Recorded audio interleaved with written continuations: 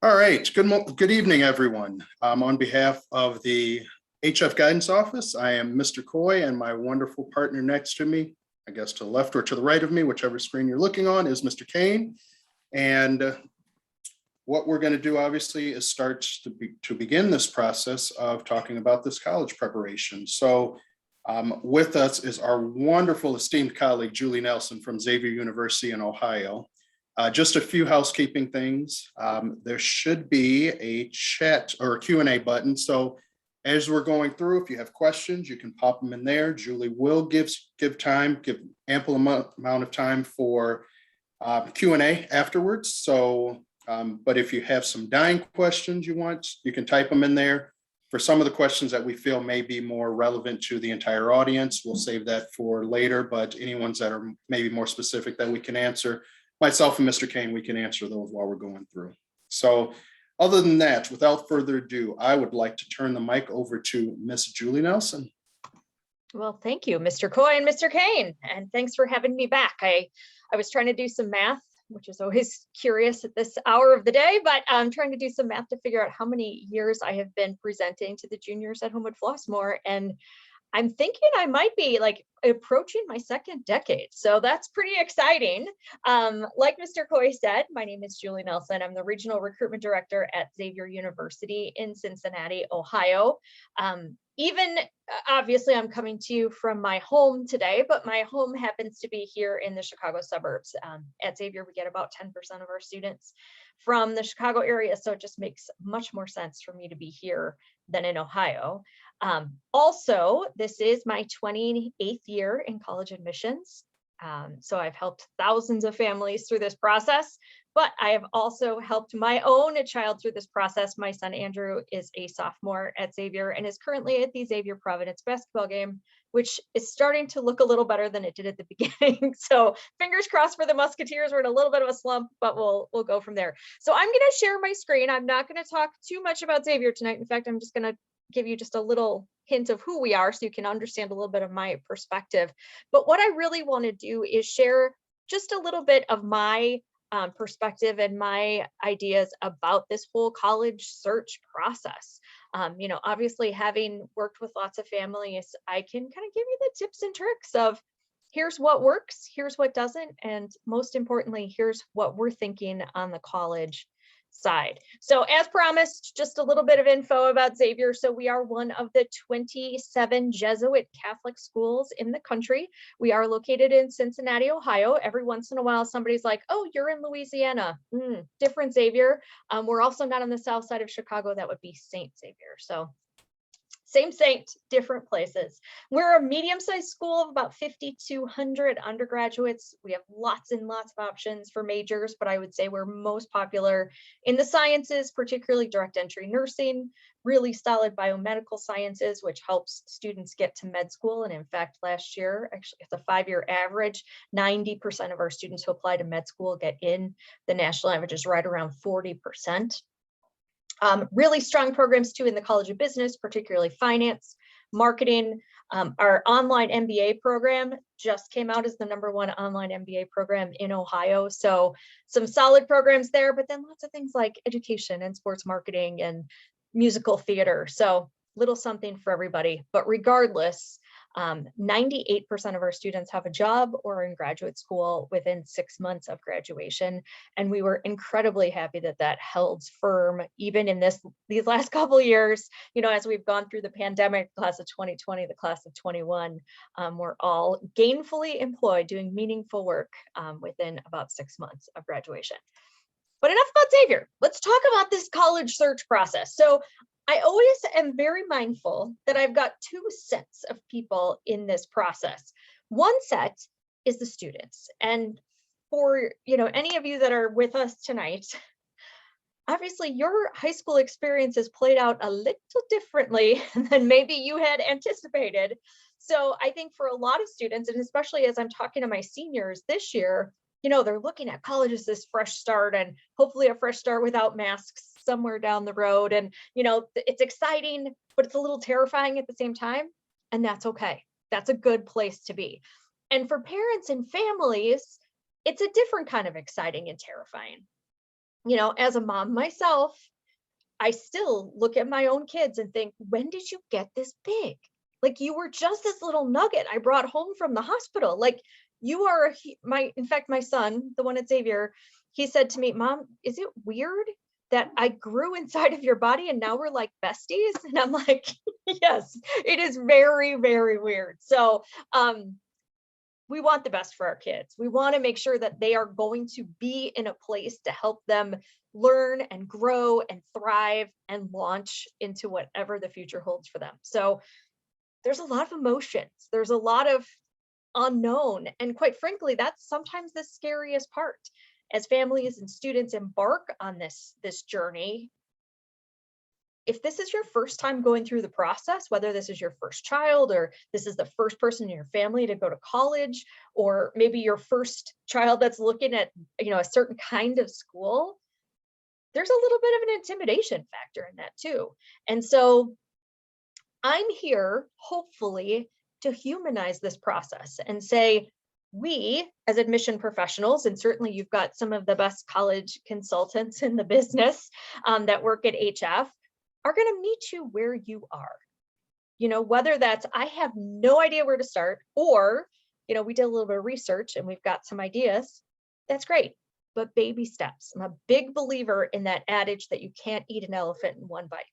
Small bites, we'll get to the end together. So just a little bit of a timeline. We do not have enough time to talk about all of this tonight. So really, I am just going to talk about this little chunk. Here's where you are now. And this is some good, activities to do, particularly on a day like today when you don't want to leave your house, when you want to sit in front of your computer and be like, okay, how can we get this process started without having to put on 15 layers of clothes? So we're going to talk about researching. We're going to talk about visiting, which is pretty exciting. But here's the paradox. How do you know what you want when you don't know what you want? And I'm really thinking about the students here, because all the adults in their lives are really trying to give them the best advice they can. And so we as adults, we want to ask some leading questions to kind of get a sense of where our students are, right? So we ask, oh, are you thinking about a big school or a small school? Are you thinking about someplace close or someplace far away? And for a lot of students, it's hard to even visualize or conceptualize this idea of college. And so big school, small school means nothing to them. It's nothing that they've experienced before. And so trying to put all of these disparate parts of the equation in order to say, this is what I want, is really hard. So here's my advice.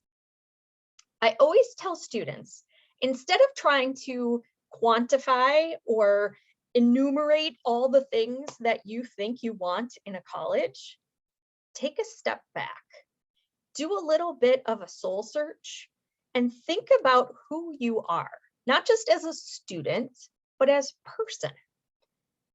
What makes you you? Because that core, those values, those things that you hold dear are really going to help drive your college search. So think about it from an academic standpoint. It's an easy place to start. What classes do you love? What classes do you hate? Thinking about the way you get excited about learning. Is it, hey, it was a great day in class today because we had quiet reading time, or it was a great day in class today because we did this really cool hands-on experiment, or it was a great day in class today because we worked on a group project. How do you learn best? Where is that sweet spot of, here's what I like to learn about, and here's how I like to learn? Notice I didn't say, what do you want to major in, kid? Because that's even harder to do. And that's what folks like me are for. And I'm going to talk about admission counselors in a little bit, but I love when students come to my table at a college fair or, meet me on campus and we get talking and I say, well, what are you thinking about studying? And they look at me like, I don't want to say the wrong thing. And I'm like, well, just tell me what you love, because if you're somebody who has really good computational skill, that I didn't say is good at math, but has good computational skill, your logic, it doesn't mean, oh, I'm good at math, so I have to be an accountant. There's a lot of things you can do with computational skill. You can do computer science. You can do sociology or psychology, because there's a ton of research and statistics in it. There's things like data science, which how do you solve problems just by analyzing numbers? So don't get hung up on this. What is my major going to be right away? Know what you like to do, and then know what you like to do outside of class. And if there's a bright spot to the pandemic, it's that everybody's got new hobbies for sure. But I would also say, think about the kinds of things you do to find that balance in your life. When you get home from school or when school is over, are you, involved in theater? Are you an athlete? Are you doing volunteer work? Are you helping out at home? Is there something you've always wanted to try, but you just haven't had time for? It isn't offered at HF. Think about those kinds of things too, because that's a huge component of what is going to make you comfortable and thrive on a campus. And then finally, think about, what pops into your head when I say college. For some people, it's, oh, that's UIC. It's in the city, it's bustly, it's big, it's right there off the highway. For some people, it's no, it's this, beautiful campus kind of nestled on the top of a hill in a medium-sized city out of state. There's no right answer, there's no wrong answer. What is that picture in your head? So that's the students' homework for tonight. The parents' homework, same idea, but from a different lens. We know our kids better than they know themselves sometimes. And I think that's part of this too. And not to say, I know better than you, and this is what you need to do, but to really encourage them to grow and stretch, try new things. What kind of an environment is going to allow them to do that? Is it, hey, you need to learn to be a little more self-reliant, or you need to learn to, ask for help a little sooner, or you need to, see more of the world, whatever it is. You can do that as, a family member, as a parent, as an older sibling, just to kind of guide them in the right direction. The other piece, and I know everybody, including me, we lay awake sometimes thinking like, oh, college is so expensive. Sticker price, college is expensive. College is not going to be zero for anybody. But I think it's really important that you involve your student in a discussion early in the process to say, here's where we're at. This is kind of what we've budgeted. This would kind of be the high end. This would be the low end. Whatever that number is fine. But it also gives your student a little bit more insight into, okay, how important is financial aid and scholarship going to be to this process? And if they fall in love with a school that's going to be on that high end, hopefully that's a good impetus to get them to start looking for some scholarships on their own. So have that financial aid discussion. And then lastly, and this sometimes is the hardest part, find some time to sit down together and just kind of put everything out on the table. Here's what I'm thinking. Here's what you're thinking. Here's where our paths are completely the same. Maybe your student's like, I'm thinking East Coast, West Coast. And you as parents are saying, I'm thinking maybe Eastern Cook to Western DuPage. Like, okay, now we have a conversation. What does that look like? What's the reasoning behind it? So just compare those notes so that when you really start to get some of this information, whether it's, from your college counselors, whether it's from emails that just kind of pop up in your email box, whatever it might be, you can stay on top of things and you can stay organized. And when those brochures come to your house, it's not just like, oh, we're going to keep them all in a box. If you already know, like, here are the 15 things that we think are important in the college search, you get those brochures and you flip through them and you're like, none of those 15 things are in this brochure. Out it goes, right into the recycle bin. I would say as you start to go through this research and as you start to really hone in on, here are 4 or 5 or 8 or 10 or however many at this point schools that you're really excited about, find a way to keep that information at hand and organized. I'm a big fan of a spreadsheet. I think, if you have all the schools across the top and all the things you want to know across down the side, you can keep everything and really then compare apples to apples. Definitely somewhere in that list, have the contact information for those schools. So if you have a question, if you, go on a visit, you learn something new about one of the other schools, you can then contact and say, hey, we discovered that there is this, at this other place. Do you have one of those too? So the other thing that we did in the process was we created a family Google Calendar so that we could keep everything kind of in one place, and that was stuff that was going on in the high school, but certainly like visits and deadlines and all of those things so that everybody had a visual of that process. This is another piece of advice that I got from one of my other friends who does college admissions and had successfully gotten several children to and through college. She mentioned that having some dedicated time set aside during the week for college time was really helpful.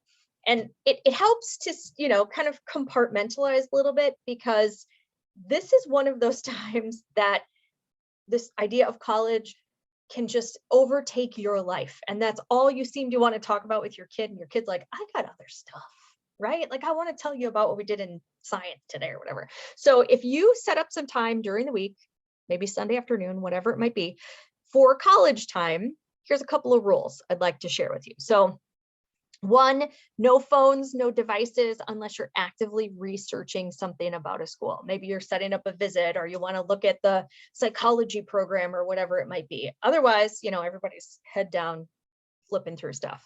Put it away. These aren't like hours long meetings.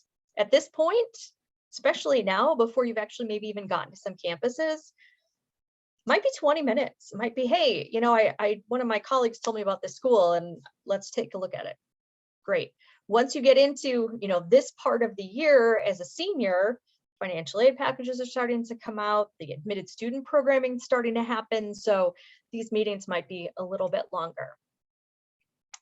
Really, this isn't just a touch base. It's let's set some goals for the upcoming week. And maybe that's, hey, figure out who your admission counselor is, or let's set up that visit, or, whatever it might be. Because here's where it gets fun. When you set up those actionable goals or tasks for the week, you're also saying, student, here is your actionable goal or task. This isn't just for moms and dads or, grandparents or whomever's helping the student do this. It's not just their responsibility. Because think about it this way. Year and a half from now, that student's probably going to be moving into a dorm and having to do lots of things for themselves. So this is your chance to say, okay, here's your task. So that's my picture on the screen. That was, gosh, it seems like a million years ago now, but Andrew, my son, needed a letter of recommendation for his college application. So one of his tasks for the week was to ask his teacher to do a letter of recommendation and to report back to tell me, yes, I talked to Mr. Holmes. So that was the goal, so that the student can come to you with anything that pops up during the week. However, parents, you got to sit on your hands a little bit and save all of your questions for college time. Let the student come to you. You take a little notes, have a little notebook or something, write them down, unless the student doesn't do those tasks or those actionable goals. Guess what? You get to talk about college all the time until the next college time and the next set of goals. So again, just kind of putting this college search where it belongs, which is part of your life, not all of your life, because there's a lot of things that are other things that are going on that deserve just as much time and care. There are also lots of people that want to help in this process. They want to give you all kinds of advice from, here's what we did and here's how we saw this. And I heard that. Beware of those I heard that's, because there might be a grain of truth in there, but if it seems a little bit off in one way or another, the best thing to do, instead of going with, what your neighbor or your friend or whomever said, is really to reach out to that school and say, is it true you're only, admitting boys from Vermont this year? Who knows? Maybe they are, but I would guess probably not. So beware of those I heard that's. I haven't addressed the elephant in the room, and that is, as much as we'd like to think this thing is over, we are still in the midst of a pandemic. And so all of the rules that were kind of written for college searching and visiting and all of that, it's getting better, but it's still a little bit different. So some of the things that I want to say as somebody who reviews applications, who reads these applications, we get it. Our lives have been derailed by COVID-19 too. It's not just, oh my gosh, high school wasn't exactly the way I thought it was going to be. Guess what? 2020 and 2021 and 2022 so far, not exactly the way I thought it was going to be either. So we definitely approach our work with a great deal of grace to say, we get it. You had to make some choices for your own self-preservation in a lot of cases. So we understand. We also have really kind of tweaked the way we read applications, what we expect of students, how we review your grades, all of those kinds of things, because not everybody learns really well over a screen. Not everybody had the same kind of opportunity to be in class every day. So we're looking at those. Obviously, too, we understand that it's not as easy just to hop in the car or hop on a plane and go visit a school. So no worries. Don't feel terrible about that. So who are these people that are going to help you in this process besides the ones at HF? Well, every school is going to have an individual that is assigned to work with the students from HF to be able to say, hey, if you have questions, I have answers. If you're not sure who that person is, the easiest thing to do is just to check the school's website. If you go to the admission page of the school's website, there's probably going to be a link that says something like meet our staff or meet your admission counselor. And when you click on that, it will give you a lovely glamour shot of like the one of my friends, Sarah here. She's the representative for Oregon. So if you're looking at Oregon, you would talk with Sarah. That information will be there. Know that these are your advocates and your allies in the admission process. Again, we are not sitting in our offices, wherever those might be, waiting for you to call so that when you ask a question, we put you on mute and we laugh like, oh my God, how come you don't know that? We're here to help. I always say my job is as much education as it is promoting my institution. So let us help you and let us help you too. I mean, if you call me and you're like, we've never done this before, what should we ask? Oh my gosh, I have a list of questions I can email you. Here's what I would ask. So we can do that. And we'll meet with you virtually. We'll meet with you at Panera. We'll meet with you wherever. So if you're ready to be out in public, oh my gosh, yes. If you just want to set up a Zoom so that we can ask some questions, answer some questions, perfect. We'd love to do that. Once you've done this research, once you've figured out who your admission counselor is, my shorthand is always find your Julie, right? So if you're looking at Xavier, it's me. But if you're looking at some other school, if you're looking at Augustana, it might be Courtney, it might be Myra. So, definitely find out who those people are so that when you are ready to go and start to get to know some schools, to start to visit some campuses, you can touch base with them and say, what's going on? Are you open? Some schools are not. So the whole point of doing these visits, whether they're in person or virtual, is really to try and get the vibe of the school, because the brochures, the emails, everything, gives you a lot of facts, definitely tells you a lot of things about the institution. But even if it seems perfect on paper, you want to go walk the walk and talk the talk and look around and say, are these my people? Here's what I will tell you. Getting on those campuses, the first ones you go visit, it might actually be much easier to say, nope, this is not it at all. I always say, if you've purchased a house, I think it's kind of like those first houses you go see with your realtor and you're like, I like this, I hate this. Again, you don't know what you don't know. So getting on those campuses, it's a great way to start to say, I really like the feel of, or I didn't realize I was going to like the feel of, or, ooh, I thought I wanted this. And then I got there and realized, no, I don't want to have to take a bus to class. Whatever it is. You might want to check those off your list. The other thing is sometimes families get real excited about visits and they plan all kinds of things. for that first visit. They want to talk to a professor and they want to eat in a cafe and and the list is terribly long. And what happens when you get there and you realize, nope, this isn't my place. Now you've got 4 or 5 hours of stuff to do on a campus you don't love. Save it all till your student gets admitted, come back, the professors will still be there, the tour guides will still be there, and it's a little different visit once your student's been admitted and can actually look at that school with the eyes of, hey, this is a place that I might call home for the next 4 years, as opposed to, hey, this was a school that was right off the highway on the way to my sister's volleyball tournament. So little different, we want to make sure that's going to happen.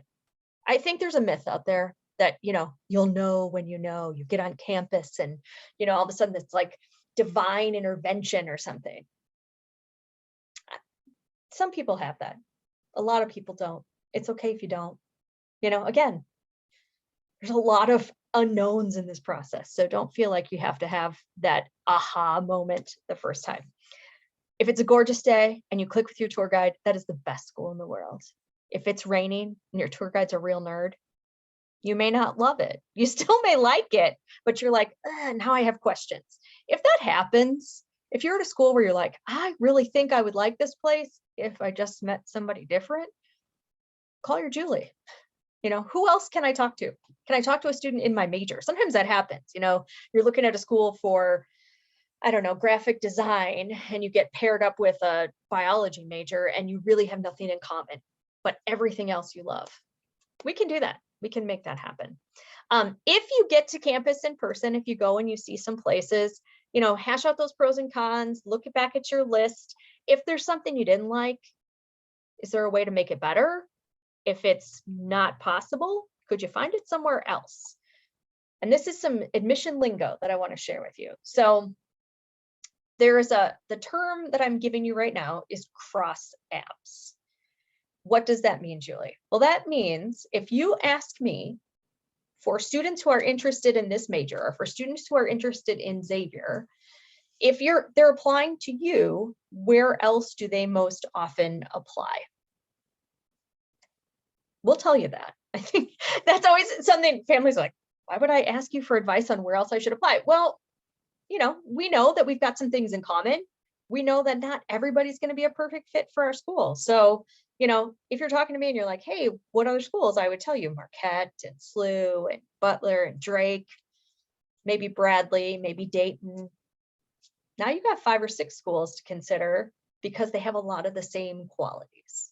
Cross apps, and it might not be because of size, it might be because of direct entry nursing programs or, music conservatories, whatever it might be, but it gives you a little bit more latitude, a little bit more breadth in your search. If you realize, you get back in the car and you realize, oh my gosh, we didn't ask about gluten-free dining, whatever it might be, follow up, just give us a holler, shoot us an email, we'll help you. And every summer I have a stack like this of thank you notes from students who have come to campus. And I know that their mom is probably sitting there next to them at the dining room table and they're writing under duress, right? You don't have to send me a thank you note. Unless you had some amazing thing happen on campus and you want to share that with me, awesome. But if it's just like, thank you so much, I enjoyed my visit, we'll get there eventually. If you are in a position where you say, you know what, the world is a little people-y right now, and there's a lot of germs, and I'm still even just a little ooked out to go to the Jewel. I don't know that I want to go visit a college campus. That's okay. Because if there is a bright spot in this pandemic, it is that so much of what we used to only do in person has now been shifted online.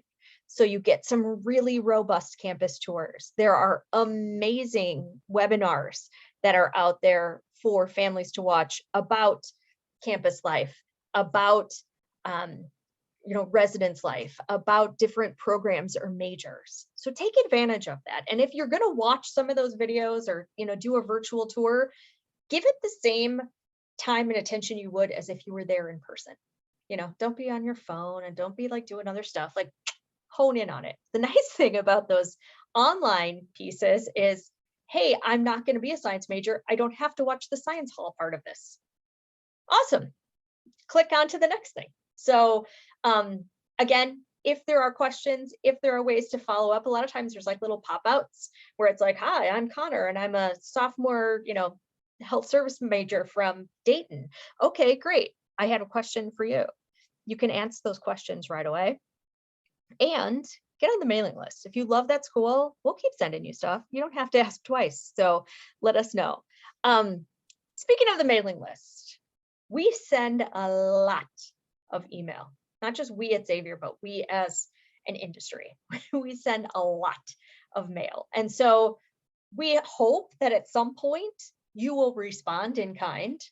So students, if you are not as agile with your email as you are with your texting and your snapping, by all means, this is a good time to learn how to be a good emailer. So here's a few tips. I think that's important to know. Maybe set up an email address that's just for college stuff. And when you do that, when you set up that email, make it something pretty benign. michael.graves@gmail.com. Perfect, right? I don't want to see I've seen so many weird things in my life. Just make it professional, make it benign, and have it be that college email address. When you set up your email, also set up a signature file. So at the bottom of every email, it has your full name. It has Homewood Flossmoor High School, class of 2023.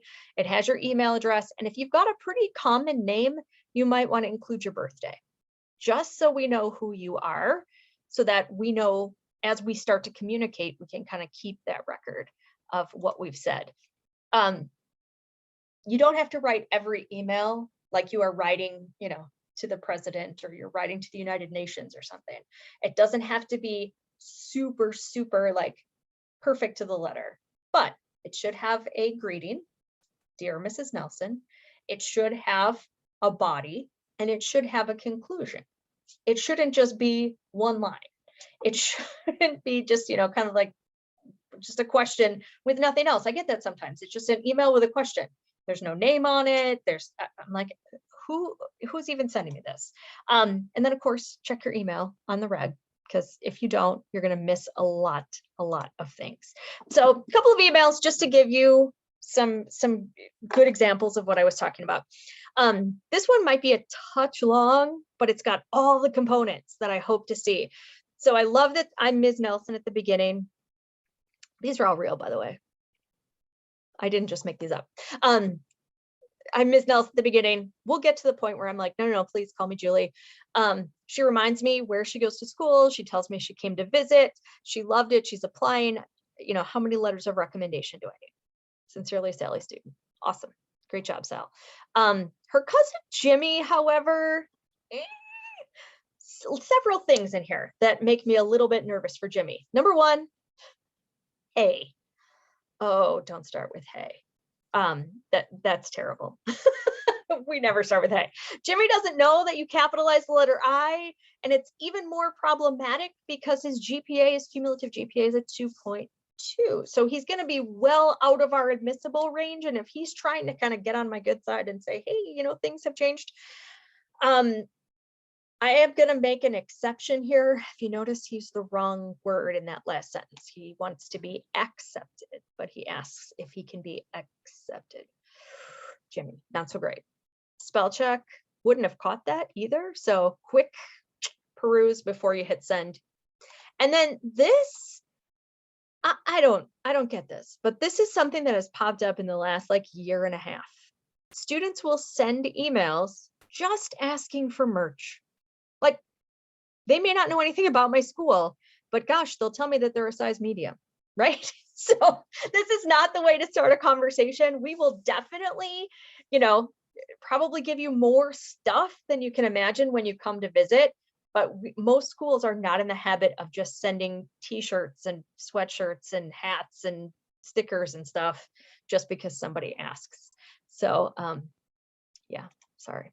So if you're not sure what to ask when you're sending these emails or when you go visit, here's a few good questions. Here's a few things that are good conversation starters.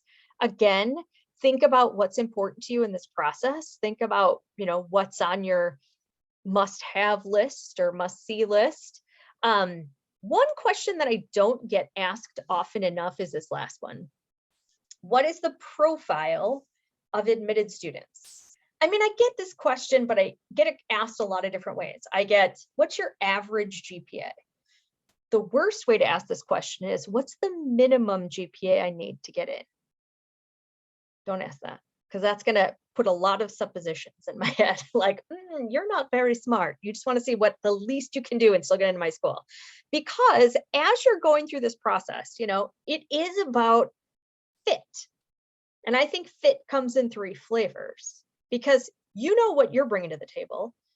You're trying to find out what this college has. How do they work together, right?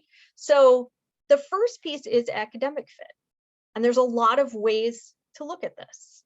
Certainly program is one way, but I also think knowing yourself as a student, knowing your abilities as a student, and then matching it to the college or university. So this little bell graph, this really shows the academic profile of students who are admitted to Xavier.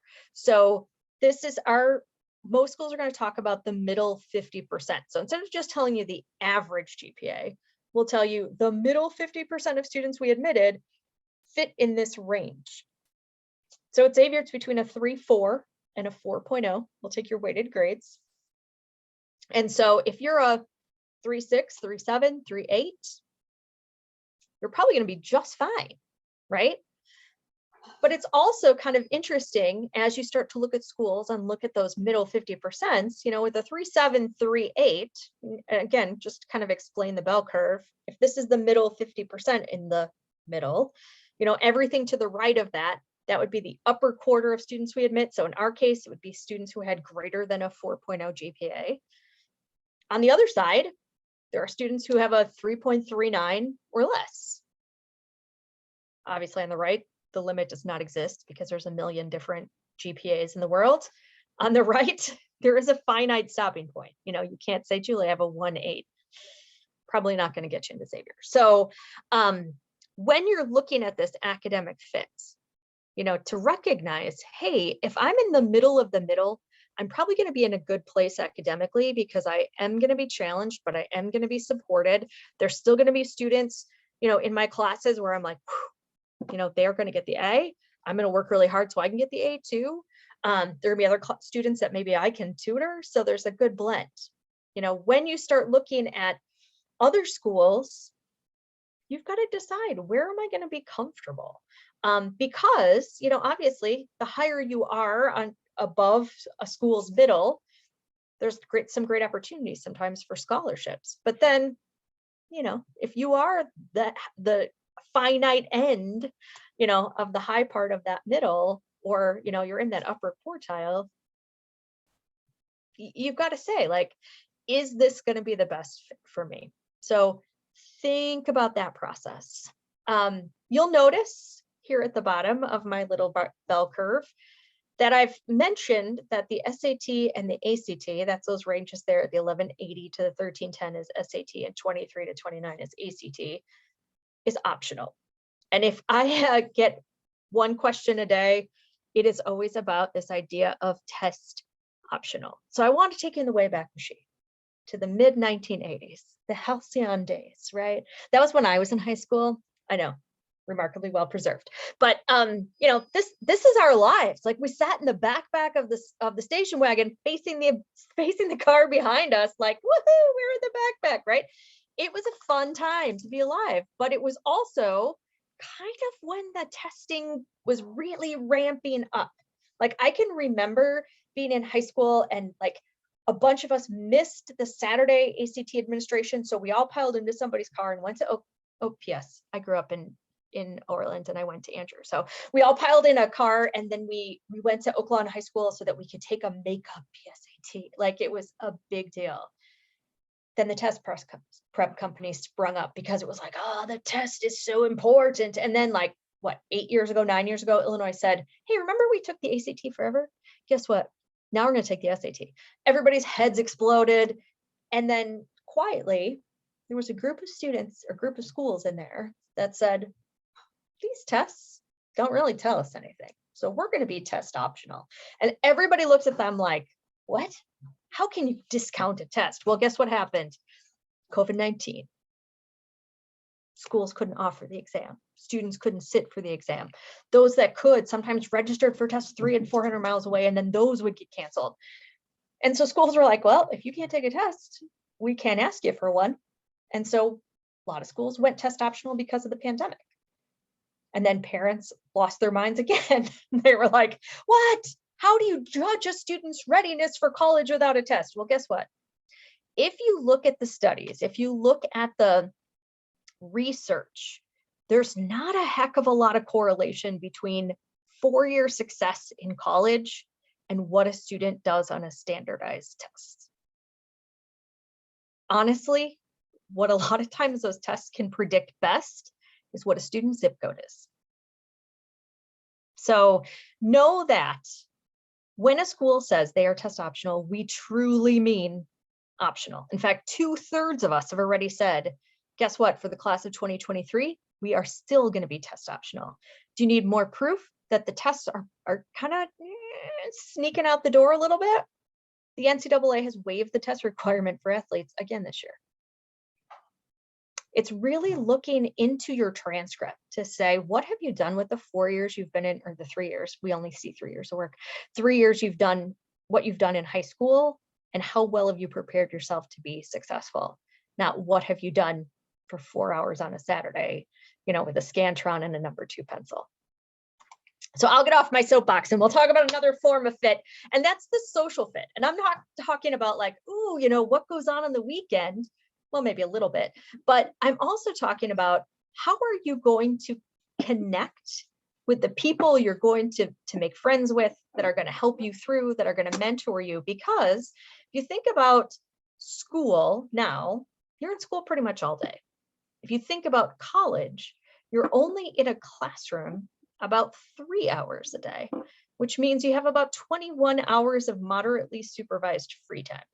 Yeah, you're going to eat, you're going to sleep, you're going to study, but what else are you going to do? So think about that. And as you go into this process, again, be proud of what you've done. If I could tell you one of the weirdest things that has happened in the last almost 30 years that I've been doing this, it used to be when I would say to a student, hey, what kinds of things do you do outside of class? They would, just give me a list. Here's all the stuff. Somewhere in the last 5 or 6 years, it became this confession or this mea culpa, this apology from these students, like, oh, I don't think I did enough service. Really? What if you don't love service? What if I've never played a sport. Well, what if you have no talent to play a sport? It's okay. You do you, because that's another one of those myths in this process, that students have to be perfectly well-rounded in order to be a good candidate for college. Guess what? Be perfectly lopsided. You are who you are. So bring in the best of you. Don't worry about what your friends are doing, because our job in admissions is not only to admit those students who are going to be academically successful, but who are going to contribute to campus in all kinds of ways. It would be real boring if everybody had the same list of activities. So we want to see that as well. Also know, are there things that if that school doesn't have, it's not going to be a fit, or an environment that, you thought, going to school in a cornfield sounded awesome. And then you got there and you were like, where do I go for a coffee? It sounds like a little thing, but if that's your creature comfort, it's okay to remember those things too. And think about the connections you can make, not only while you're at that school, certainly, finding your friends and having those groups of people that you hang out with is awesome, but how also too will that school help you get where you want to go? What kinds of connections do they have for internships, for co-ops, for mentoring? What does their alumni network look like? How can you build a future while you're still on campus? What are those helps that you might find? So that's part of that social fit. And then the last piece is the money question, is the financial fit. The hard part about this, of course, is that you can look up sticker price right now. What is the cost of tuition, room and board, fees, all of that. But you don't really know what you're going to pay out of pocket until after your student's been admitted and after we get until financial aid season. So there's something on every school's website that's pretty helpful, and that's the net price calculator. The best way to find a net price calculator is not to go to the school's website and like poke around for hours. Go to your favorite search engine, type in name of school, net price calculator, or even better, just NPC. This will pop up. What is this going to do for you? Well, it's going to ask you two kinds of questions. One, it's, just some general questions about you, about the student, about their academics, where do you live? Because it's in-state, out-of-state if you're looking at public schools. So that kind of stuff. So it can determine scholarship eligibility, but it may also ask some questions about your family's financial situation. So it can determine if you'll also be eligible for any resource-based assistance. So once you fill in this form and click submit, it will show you this is about what your out-of-pocket cost will be. I think it's a great tool. And every year families are like, Julie, of course you're going to tell us something fabulous. We get excited about your school. And I look at them and I'm like, who does that help? If I make up some number just so you get excited about my school, and then 6 months from now, I tell you something completely different, that helps no one, because now I've wasted time, you've wasted time. We're going to be as accurate as we possibly can be with the numbers that you give us. Lots of scholarship searches, lots of good information on the website, the HF website too. So make sure you're doing that. And so when you're talking to your school counselors at HF, also talk to your Julies, talk to those admission counselors from the schools to find out, here's what it says on the website. Here looks like the scholarship range. Is there anything else? Because I love to promote, some of those scholarships that maybe students don't know about, and say, you'd be a great candidate for this. Make sure you get that application in. So the money is out there. Is it going to cost zero? No. I always throw this in because I think the schools that get the most press are the highly selective, or as I heard them mentioned today, the highly rejective schools, which I think is probably more appropriate, because these are the kinds of schools that everybody knows the name of, right? It's Harvard, it's Yale, it's Stanford, it's Northwestern, it's the University of Chicago. Very prestigious universities. They get thousands upon thousands of applications. They admit less than 10% of the students who apply. So 90% or more of the students who apply get the little skinny envelope that says thanks, but no thanks. Yet these are the schools that sometimes control the narrative because they are the names that everybody knows. And so people get very nervous in this process because they're like, oh, nobody gets in. Well, nobody gets into these places, not nobody, but a very small number of students get into these places because there's not a way to predict. It's all based on who's in the pool. But here's the good news. The good news for today, if you look at four-year schools nationwide, the average acceptance rate at four-year schools is 66.7%. Now, if you know anything about math, average means that there are some schools that admit far more than 66.7%. You know why? Because you've done your homework, because you found those places where you have that academic fit, because you apply to places that are a good match for you. Am I telling you not to apply to those highly selective schools? No, but don't put all your eggs in one basket. If you've got some stretches or some reaches, do it. Yes, risk it. But have those schools where you know I am a great match. And you're going to get more yeses than you're going to get nos, for sure. So what can you do now as juniors? Well, your second semester junior year, this is what the last thing we'll see on your transcript as you apply to college. So, do your best academically. It's been a weird year, obviously rebounding from the last year and a half of COVID, but hopefully you've kind of gotten your legs back underneath you and you're feeling good about it. If you're not, if you're still struggling, be that self-advocate. Don't wait for your teachers to notice, hey, you're really struggling. Ask the question, look for more help. Go to the study session or find a tutor. Those sorts of things are really important. And the easier you make that for yourself now, the easier it's going to be once you get to college and you need a tutor or somebody to help you with. I know procrastination is an art for some students. So think about that too. Like, how do you study?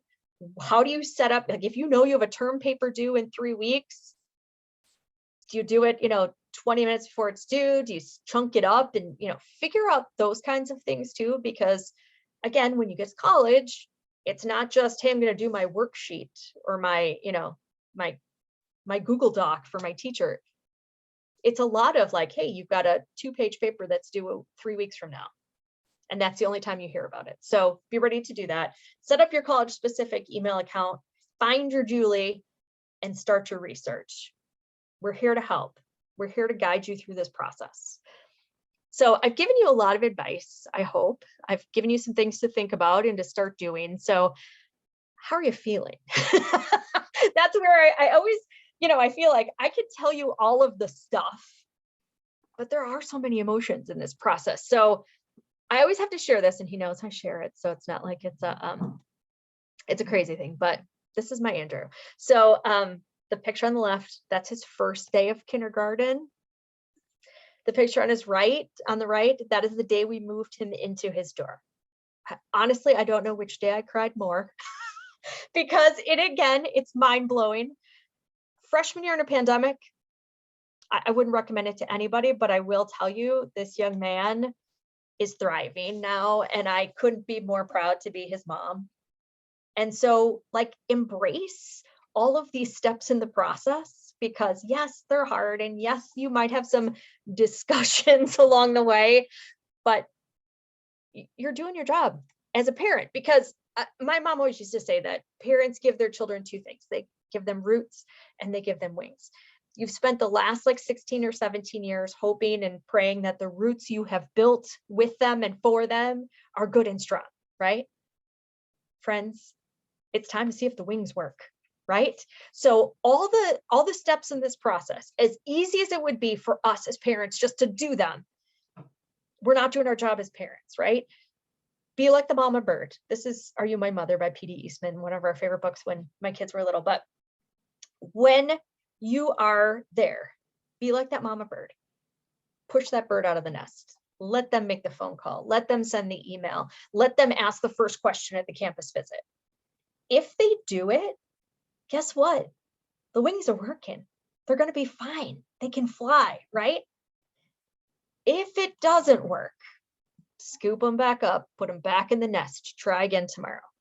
Because the more you let them do in this process, the better off they will be when they actually get to that campus. And then hopefully they're going to turn right back around and fly back to see you at least. And God, let's hope they don't come back to nest in the basement, but sometimes that happens too. So, and then students, will keep with the children's literature theme. I hope too that in this process, you realized that you are the most important factor in the admission decision. Whatever you're bringing to the table, there is a college or university, there's probably several college or universities that want that are like, we are so excited for who you are that we want you to be part of our campus community. You and your best friend could have the same GPA, the same activities, the same everything, but you're still 2 very different people. And that is the joy of my job. That if my job was just saying, do you have this GPA and this ACT or this SAT or this activity, and you're in, boring. The people that I get to meet along the way, the relationships that I build, that even with the students who don't end up coming to my school, I feel so honored to have a part in this stage of your life. So be proud of who you are, be proud of what you bring to the table, and know that after you go through this process in a year and a half and you move into that dorm, yeah, you're going to have some days where you're like, why did I pick this school? But you'll know that you're at the right place. And if you're not, you can transfer. But it's, again, your decision and your path to walk. So good luck, have fun. If you have questions, I know that there's been a couple that have popped up. Here's me if you want to send me an email, if you want to text me at this number, if you want to ask anything now, pop that in the Q&A, and Mr. Coy and Mr. Kane and I can take it from there. But again, thanks guys. Thanks for having me in. Julie, thanks a lot. As you started here, I don't know how many years you've been doing this, but it's at least been as long as I've been at HF or somewhere around there. I won't say how long quite that is, but it's been a while. And every year, the presentation I see you, I always get something different out of it.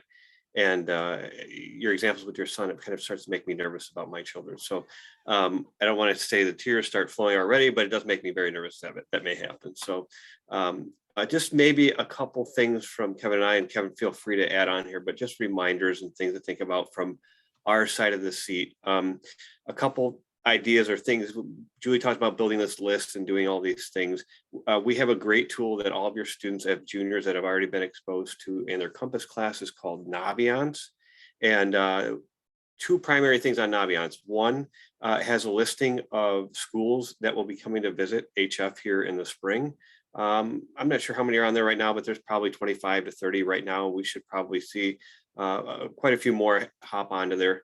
Very low pressure opportunity to see people like Julie come into the building and give students a little bit more information about their school and answer any questions that the students may have. That's one thing on the Naviance. The other large piece that Naviance helps us with is building that list. There's actually a component on there that the student goes in, answers questions, based on how they answer those questions, spits a list out to you. And so to maybe piggyback a little bit off what Julie said earlier, having the student go in and use that tool, having the student then turn that tool over to the parent or a grandparent or somebody else in the house, dad, mom, do it separately. Now we have 3 different lists with 3 different ideas of what they think is best fit for that student. And we start looking for those overlaps on those lists. Those are schools that we begin to research a little bit more. So just a quick snapshot on Naviance. And the other thing that I think we need to plug is our website. If you haven't been to our website, the HF website, of course, on the upper right-hand side, I believe it's called Resources now. It just changed this year. Is that correct, Kevin? Am I right there? Resources, and under Resources, you will find the college planning portion of the website. On there is all kinds of information about, Kevin's going to be great and pull this up for us, all kinds of information about scholarship searching. And so if you're following with Kevin, I'll stop for a moment.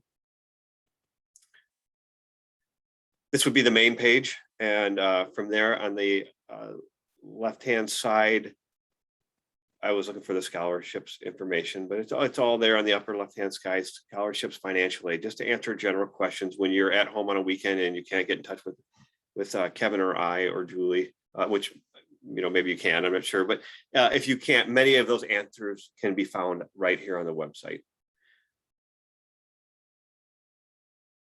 Also, some great FAQ sessions on there as well. I just noticed one of those, and I believe you have to bear with us. We just updated our website, switched over to a new website here. And there's your college planning frequently asked questions.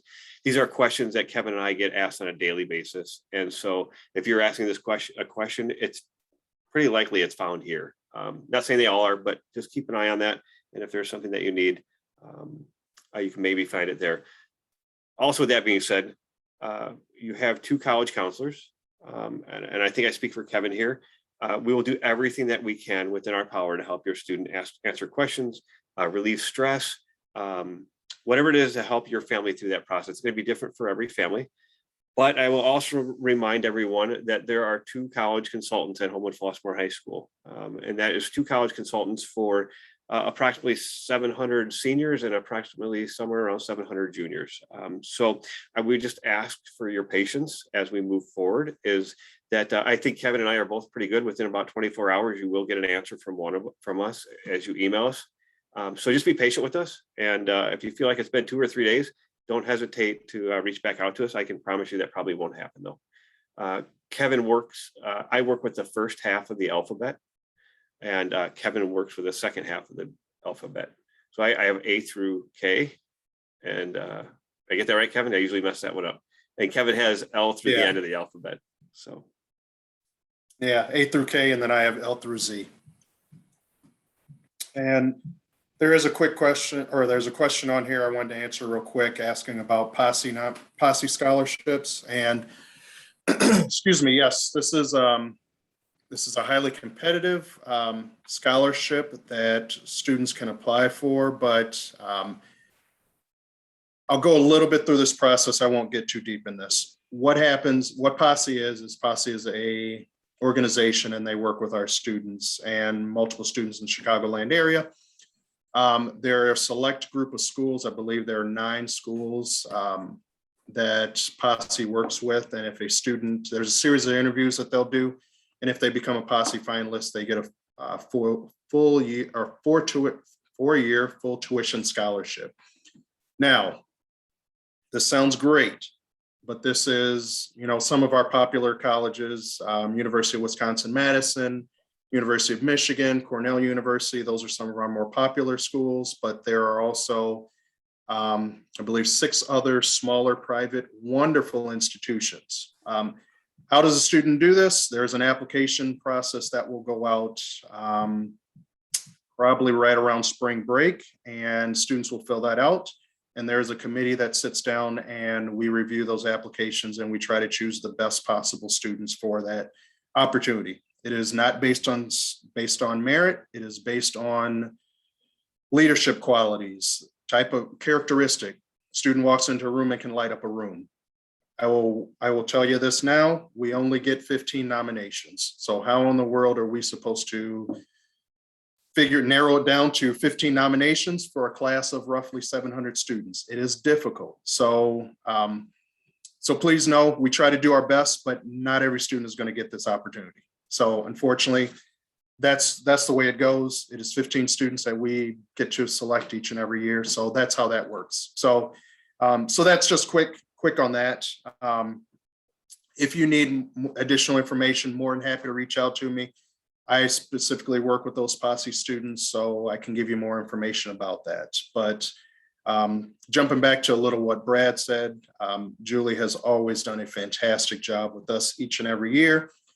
Myself, going through this process, I have a senior now, so I went through this process, or I'm going through this process actually. And Julie always gives a wealth of information. One thing that I can't stress enough, when she talked about that college time, I cannot stress to you how important that was and how great of advice that was. I use that for myself. I tell families about that.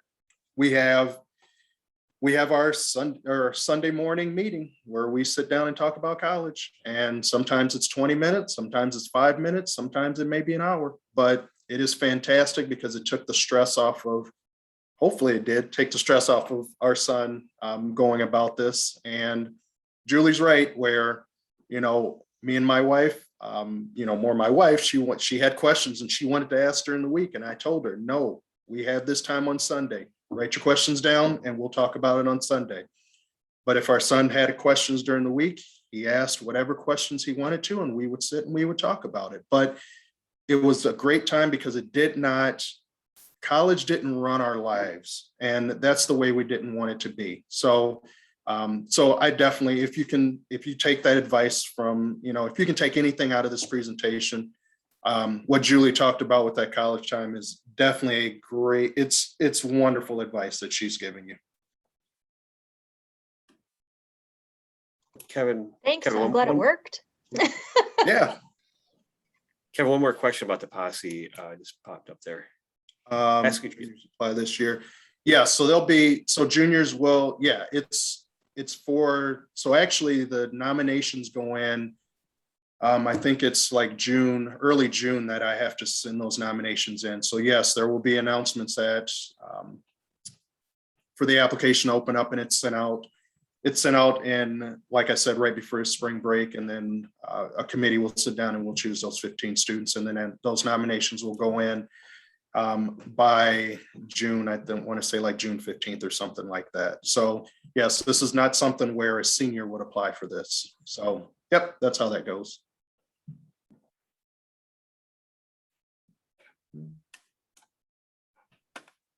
Any other questions, concerns? We have gone over our time, so we definitely don't want to keep you guys any longer than we need to. So like Brad said, like Julie said as well, we're all here to help you through this process. If you've got specific questions, you're more than happy to reach out. We're more than happy to help you. So other than that, if there are no other questions, we are going to let you guys all go and enjoy your nights. Have a wonderful night. Good luck in this process. And if you need anything, please don't hesitate to reach out. So thank you very much. Thank you, everyone.